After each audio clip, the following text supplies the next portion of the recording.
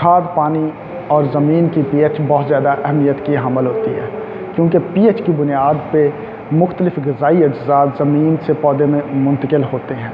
किसान दोस्तों, आमतौर पर हम 3 खादें ज़्यादातर अपने खेतों में इस्तेमाल करते हैं, जिनमें यूरिया है, एसओपी है, डीएपी है और एमएपी है। आजकल डीएपी की जगह पे एमएपी का बड़ा ज़िक्र है और कहा जाता है कि ये एसिडिक पीएच रखने वाली है। इसी तरह एसओपी के बारे में भी यही कहा जाता है कि ये एसिडिक पीएच रखती है। इसके साथ यूरिया भी है। तो आज हम तीनों फर्टिलाइज़र्स की अमली तौर पर पीएच चेक करेंगे। मैं इस वक्त लेबॉर्ट्री में मौजूद हूँ और आपको भी दिखाता हूँ कि इन तीनों फर्टिलाइज़र्स की पीएच किस तरह से चेक की जाती है और कितनी है। तो आएँ शुरू करते हैं। किसान दोस्तों, आज हम पीएच मालूम करेंगे एसओपी की, उसके साथ यूरिया की और एमएपी की, यानी मोनो अमोनियम फॉस्फेट। तो ये तीनों फर्टिलाइज़र्स के सैंपल मेरे पास मौजूद है। इसके साथ जो अगली चीज़ हमें चाहिए होगी, ये डिस्टिल्ड वाटर है। डिस्टिल्ड वाटर की पीएच 7 होती है। ये मैंने यहाँ पे मालूम भी कर ली है और कन्फर्म कर लिया कि इसकी पीएच 7 है, न्यूट्रल है। इसके साथ मैंने ये 3 अलहदा से बीकर ले लिए हैं, जिनको मैंने लेबल कर लिया है, एसओपी, यूरिया और एमएपी के। और ये एक मेजरिंग सिलेंडर भी मेरे पास मौजूद है। जो यहाँ पे हम इक्विपमेंट्स यूज़ करेंगे उनमें शामिल है, ये एक मैग्नेट स्टीरर है और ये दूसरी मैग्नेट स्टीरर है। हम एट अ टाइम इसको रन करेंगे। और साथ में ये डिजिटल बैलेंस है, जिनमें हम फर्टिलाइज़र्स का वेट मालूम करेंगे। और पीएच मालूम करने के लिए हमारे पास ये डिजिटल पीएच मीटर है। ये एक हाई क्वालिटी पीएच मीटर है और बड़ी आसानी से ये पीएच को जो है वो मालूम करने में हमारी हेल्प करेगा। ये इसका जो है वो डिस्प्ले एलईडी लगी हुई है। इसमें डिफरेंट पैरामीटर्स शो होते हैं। ये जो अभी 5.8 पीएच शो कर रहा है, ये इस लिक्विड की है जिसमें ये इसका प्रोब रखा जाता है। इसके साथ ये टेम्परेचर भी हमें बताता है। तो आएँ पहले सॉल्यूशंस तैयार करते हैं उन फर्टिलाइज़र्स के, और उसके बाद इस पीएच मीटर पे दोबारा आएंगे और देखेंगे कि उनकी पीएच क्या है। किसान दोस्तों, ये है डिजिटल बैलेंस। हम इसको ऑन करेंगे फर्टिलाइज़र्स का वेट मालूम करने के लिए। फर्टिलाइज़र्स जो हैं जिनकी पीएच हमने मालूम करनी है, उनका वेट करेंगे। यहाँ पे जो मैं वेट लेने लगा हूँ वो 5 ग्राम्स, सारी फर्टिलाइज़र्स के 5-5 ग्राम यहाँ पे वेट करेंगे। तो हम इस डिजिटल बैलेंस को ऑन कर लेते हैं। तो ये डिजिटल बैलेंस ऑन हो रहा है जी। ये अभी अपनी प्रोसेसिंग करेगा जी। ये ऑन हो चुका है। अब हम इस पे वेट स्टार्ट करते हैं। सबसे पहले हम एमएपी का वेट करेंगे। एमएपी के लिए मैंने एक ये बीकर को लेबल कर लिया है। इस बीकर को मैं इस बैलेंस पे रखूँगा और इसकी जो वेट है वो 0 कर लूँगा, यानी कि टेयर कर लूँगा। अभी ये इसका वेट फाइनल होता है। जब भी ये बैलेंस जो है स्टेबल होगा तो यहाँ पे एरो का निशान आएगा, तो उसके बाद हम इसको टेयर कर सकते हैं जी। देखें, ये वाला जो निशान है कि अभी वेट स्टेबल हो चुका है और हम इस रीडिंग को नोट कर सकते हैं या इसको टेयर कर सकते हैं। तो मैं इसको 0 कर देता हूँ। अभी हम इसमें एमएपी डालेंगे और 5 ग्राम एमएपी में लेने लगा हूँ। पे मैंने कैमरे को थोड़ा सा स्टेबल कर दिया है। मेरे पास ये एमएपी का सैंपल मौजूद है। इसमें से 5 ग्राम्स जो है मैं इस जो है बीकर में डालूँगा, जिसके बैलेंस को मैंने ऑलरेडी टेयर कर दिया है, 0 कर दिया है। और अब इसमें हम 5 ग्राम एमएपी जो है वो लेंगे। तो साथ में हमने इस स्केल को देखते रहना और 5 ग्राम्स इसको में से हमने ले लेने हैं जी। ये 5 ग्राम वेट हो चुका है एमएपी का। और अब हम नेक्स्ट जो है वो एसओपी के 5 ग्राम लेंगे जी। एसओपी का मैंने बीकर ऊपर रख दिया और वापस से इसको टेयर करूँगा। टेयर करने के बाद वापस से हम एसओपी जो है उसको इस बीकर में वेट करेंगे। ये एसओपी का सैंपल मेरे पास है और इसका वेट कर लेते हैं 5 ग्राम्स।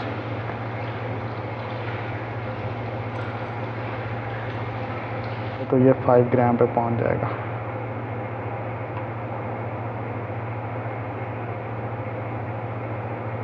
जी। ये ऑलमोस्ट 5 ग्राम हो चुका है और ये 5 ग्राम्स एग्जैक्टली 5 ग्राम हमने हासिल कर लिया। ये एसओपी का सैंपल है। अब नेक्स्ट मैंने यूरिया का बीकर लेबल किया हुआ है, इसको ऊपर रखा है और वापस जब ये स्टेबल होगा तो मैं इसको टेयर कर दूंगा। अगेन जब यहाँ पे एरो का निशान आता है तो उस वक्त ये स्टेबल हो जाता है। आप वहाँ पे टेयर कर देते हैं। और अब यूरिया 5 ग्राम्स हम लेंगे। मेरे पास ये यूरिया का सैंपल मौजूद है, इसमें से 5 ग्राम्स मैं इसमें ले लूँगा।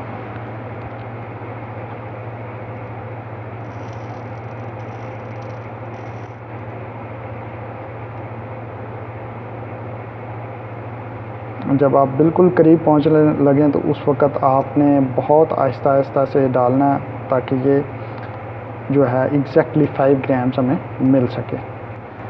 एग्जैक्टली 5 ग्राम्स जो है वो हो चुके हैं ऑलमोस्ट।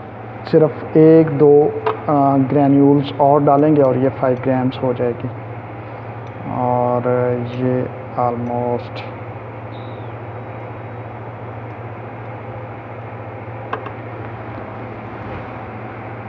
Exactly 5 grams. तो ये 5 ग्राम हमने यूरिया ले लिया। अब हमने इनके सॉल्यूशंस तैयार करने हैं। ये बिल्कुल डिस्टिल्ड वाटर है और ये मेजरिंग सिलेंडर है। अब मैं इसमें से 50 ml जो है वो इसमें लूँगा और हर फर्टिलाइज़र्स में डालता जाऊँगा। एग्जैक्टली 50 ml अगर आप देख सकते हैं तो ये एग्जैक्टली 50 ml मैंने ले लिया और इसको मैं पहले MAP में डालूँगा। ये डिस्टिल्ड वाटर है और इसकी pH एग्जैक्टली 5 होती है विदाउट एनी सॉल्ट की, इसमें कोई चीज़ नहीं होती। ये 100% प्योर वाटर है। और अब इसको हम यूरिया में डाल देंगे। ये हमारे पास यूरिया का सॉल्यूशन तैयार होगा। यूरिया बड़ी आसानी से हल हो जाता है, MAP भी बड़ी आसानी से हल हो जाती है। ये देखिए अभी हमने डाला है और ये ऑलमोस्ट हल हो चुकी है, थोड़ी बहुत है। तो हम इसको स्टीरर पे रखेंगे। इनको स्टीरर के ऊपर रख दिया है। दोनों स्टीरर्स, एक में SOP और दूसरे में MAP।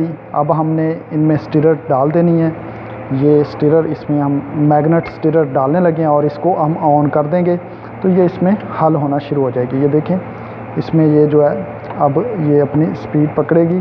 अब देख रहे हैं कि मैग्नेट स्टीरर ने अपना काम शुरू कर दिया और इसके अंदर जो सॉल्यूशन है वो घूमने लगा। ये MAP बड़ी जल्दी ही इसमें हल हो जाती है।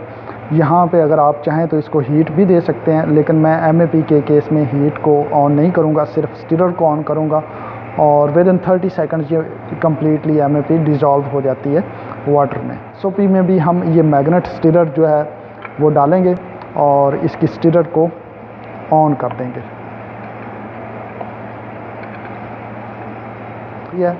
अब SOP थोड़ी सी मुश्किल से डिज़ोल्व होती है, ये थोड़ा सा टाइम लेगी। मैं इसको हीट भी ऑन करूँगा क्योंकि ये 50 ml वाटर में 5 ग्राम जो है वो बहुत मुश्किल से हल होती है। तो मैं साथ में हीट भी इसकी ऑन कर देता हूँ ताकि ये जो है आसानी से और जल्दी से हल हो जाए। ये देखें जी MAP मुकम्मल तौर पे हल हो चुकी है। अब मैं इसकी स्टीरर को ऑफ़ कर देता हूँ और स्टीरर को ऑफ़ करने के बाद हम जब देखते हैं तो ये देखें कम्प्लीटली जो है इसका सॉल्यूशन जो है वो डिज़ोल्व हो चुका है। इसमें एक ज़र्रा भी ऐसा नहीं है जो कि डिज़ोल्व ना हो। तो इससे आप अंदाज़ा लगा सकते हैं कि MAP की सॉल्युबिलिटी जो है वो DAP की निस्बत बड़ी फ़ास्ट होती है। तो अब हम इसकी pH मालूम कर लेते हैं। तब जब तक इसकी pH की रीडिंग आती है तब तक SOP जो है वो कम्प्लीटली डिज़ोल्व हो जाएगी।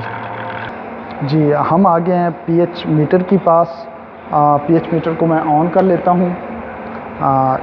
जैसे कि मैंने बताया ये pH मीटर की डिस्प्ले LED है और ये इसका प्रोब है। मैं इसको ऑन कर देता हूँ।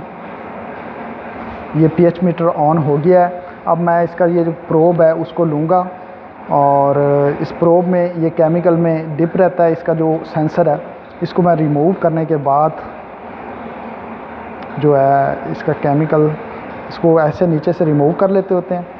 केमिकल्स को हटाने के बाद इसको जो प्रोब है उसको डिस्टिल्ड वाटर से पहले वॉश कर लेते हैं ताकि ये केमिकल जो है वो उतर जाए। ये इसकी वॉशिंग हो गई है। अब इसको हम इस प्रोब को जो है इस MAP के सॉल्यूशन में रख देंगे। ये हमारे पास MAP का सॉल्यूशन है। इसमें हमने इसको डिप करके रख देना है और अल्टीमेटली हमारे पास इसकी रीडिंग आ जाएगी। अब आप देखेंगे कि जैसे ही मैंने इसमें रखा pH जो है वो डाउन होना शुरू हो गई है। फाइनल pH लेने के लिए हमें कुछ सेकंड्स के लिए वेट करना पड़ेगा। अभी 6.37 345 pH यानी कि एसिडिक की तरफ जा रही है।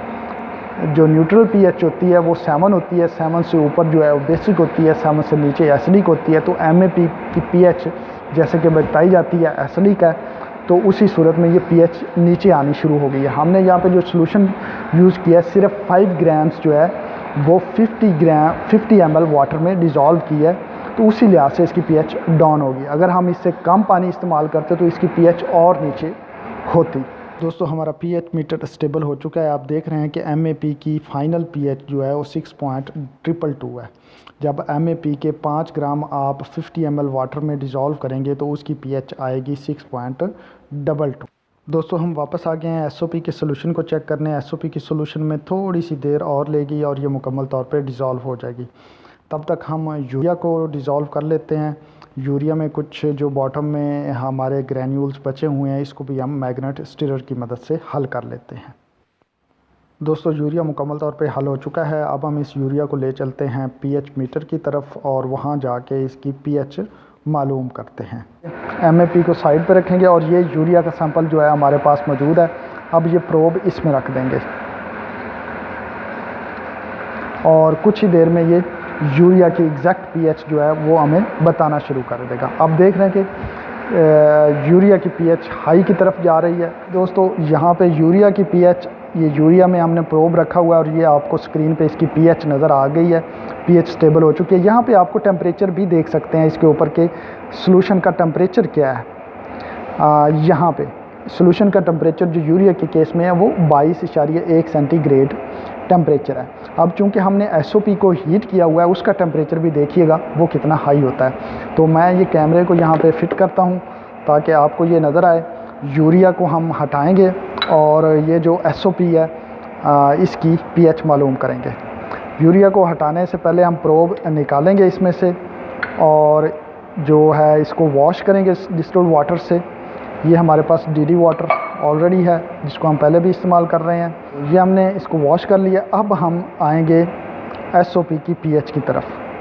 अभी राइट नाउ जो ये pH शो करा रहा है वो 9.0 शो करा रहा है और ये नीचे जा रही है आहिस्ता आहिस्ता क्योंकि डिस्टिल्ड वाटर से हमने इसको वॉश किया है। तो ये SOP हमारे पास मौजूद है। इसमें हम इसका प्रोब रखेंगे। टेम्परेचर भी है वो भी आपने नोट करना है और इसकी pH भी नोट करनी है। अब देखें जी, जैसे ही आपने रखा इसकी pH जो है वो 6 पॉइंट समथिंग हो गई है और ये आहिस्ता आहिस्ता वेरी करेगी।